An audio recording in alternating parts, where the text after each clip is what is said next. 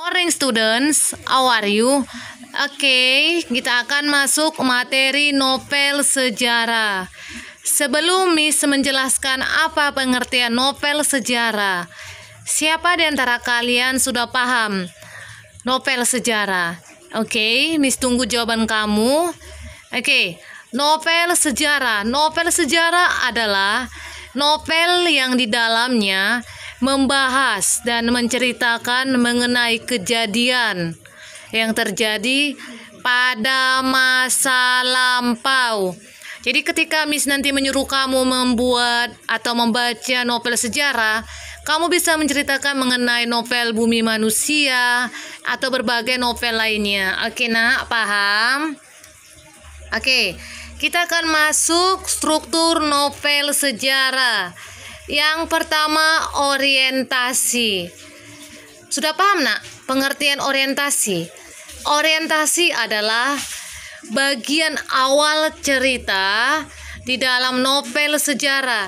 Ketika kamu membuat atau membaca novel sejarah, orientasi ini akan kamu temukan di awal cerita.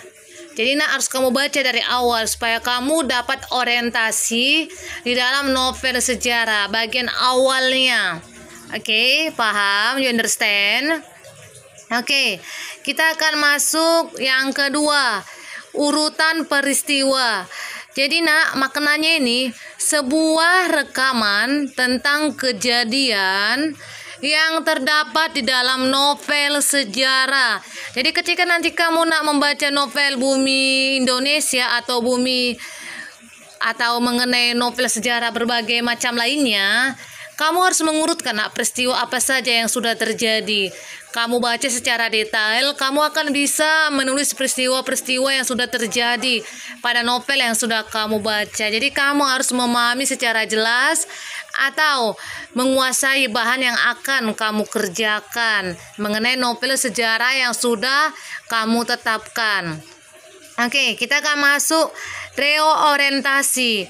Jadi artinya ini bagian yang terdapat di dalam novel sejarah yang berisi tentang komentar yang diberikan oleh penulis itu sendiri mengenai cerita yang terdapat di dalam novel sejarah. Ketika kamu sudah membaca mengenai novel sejarah yang telah kamu tetapkan atau novel yang akan kamu bahas, kamu bisa memberikan komentar kamu mengenai cerita yang ada. Menurut pendapat saya, novel tersebut membutuhkan sebuah pemahaman yang tinggi, atau saya yakin bahwa novel ini masih kurang sesuai, atau komentar saya mengenai novel ini sangat baik atau sangat bagus untuk pembaca, atau menambah wawasan atau menambah pengetahuan atau menambah cakrawala pendidikan untuk pembaca. Jadi kamu bisa menuliskan secara detail mengenai pendapat kamu. Oke, kita akan masuk unsur intrinsik novel sejarah. Yang pertama, tema novel sejarah. Jadi tema itu gagasan atau ide yang terdapat di dalam sebuah novel. Jadi ketika kamu nanti membahas mengenai novel sejarah atau berbagai novel lainnya yang berhubungan dengan sejarah, kamu harus mengetahui tema apa saja. Apakah tema pendidikan atau tema mengenai perjuangan atau tema mengenai kekerasan atau tema mengenai konflik masalah sejarah. Oke, paham? You understand? Oke, kita akan masuk tokoh, pemeran atau orang yang menjadi pelaku di dalam sebuah cerita novel sejarah. Jadi ketika kamu sudah membaca novel sejarah mengenai Bumi Indonesia atau Bumi Manusia, kamu harus mengetahui tokoh apa saja. Apakah tokoh antagonis, tokoh yang jahat, atau tokoh protagonis yang baik, atau tokoh tritagonis atau tokoh lainnya. Oke, paham? You understand? Oke, yang selanjutnya penokohan, yaitu gambaran dari watak sebuah tokoh dalam novel sejarah. Jadi kamu harus membaca secara detail mengenai novel yang akan kamu analisis. Tokoh itu baikkah, atau dia memiliki sifat penolong, atau memiliki sifat yang tidak jahat, atau berbagai macam lainnya. Jadi harus kamu sesuaikan dengan kemampuan kamu membacanya. Jadi kamu jangan salah nak memberikan pandangan kamu ya nak, atau tokoh-tokoh yang ada. Kemudian kita masuk plot atau alur. Siapa di antara kalian nak tahu alur? Alur adalah rangkaian urutan peristiwa yang terdapat di dalam novel sejarah.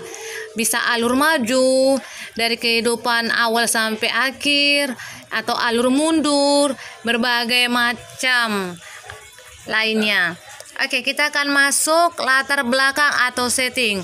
Hal-hal yang berkaitan dengan tempat, waktu, dan suasana berlangsungnya cerita novel sejarah. Jadi ketika kamu nanti disuruh untuk menganalisis satu novel sejarah, kamu harus mengetahui tempatnya nak. Apakah tempatnya di perpustakaan atau tempatnya di kantin? Waktunya bisa pagi hari, bisa sore hari, bisa malam hari. Suasananya apakah menyenangkan atau menegangkan? Jadi kamu harus tulis secara detail ya nak. Oke, kita akan masuk sudut pandang. Cara pandang yang diberikan pengarang dalam novel sejarah. Sudut pandang kamu bagaimana nak? Apakah sudut pandang kamu orang pertama atau orang ketiga? Oke, paham nak? Oke, kita akan masuk amanat atau pesan moral. Pesan yang disampaikan kepada pembaca. Jadi ketika kamu membaca sebuah novel, kamu harus memberikan pesan untuk pembaca. Menurut saya novel itu sangat bermanfaat dan memberikan pesan kepada saya bahwa kita harus berjuang untuk menghadapi segala sesuatunya. Atau menurut saya pesannya kita harus menghargai waktu yang ada. Oke nak, kita akan masuk satu contoh secara singkat novel sejarah. Oke, dengarkan baik-baik secara ringkas nak. Tunggu ya nak. Oke, ini ada satu contoh novel Bumi Manusia karya Pramudia Anantatur. Tetralogi Buru yang diawali dengan cerita Bumi Manusia merupakan seri novel yang sangat baik menjelaskan bagaimana diskriminasi terjadi pada bangsa kita pada zaman Hindia Belanda. Kita akan mengetahui peliknya kisah Minke, baik itu perjuangannya lewat tulisan dan pikiran, serta kisah percintaannya dengan Annelies Melema. Juga kisah perjuangan seorang Nyai Otosoro, wanita pribumi yang berusaha mempertahankan usaha yang telah ia bangun. Pram dengan baik memadukan antara kisah perjuangan di era kolonial dengan kisah percintaan yang sakral, layaknya membaca buku sejarah, namun dengan roman sebagai pemanisnya. Ketahuilah perjuangan Minke selanjutnya pada anak semua bangsa, jejak langka dan rumah kaca. Oke, ini novel sejarah secara ringkas. Sekarang kerjakan satu contoh novel sejarah atau sinopsis novel sejarah. Oke nak, paham? Oke, demikian pembelajaran kita pada hari ini. Semoga kamu selalu sehat ya nak. Tetap memakai masker, jaga kesehatan. Tuhan Yesus memberkati. Shalom.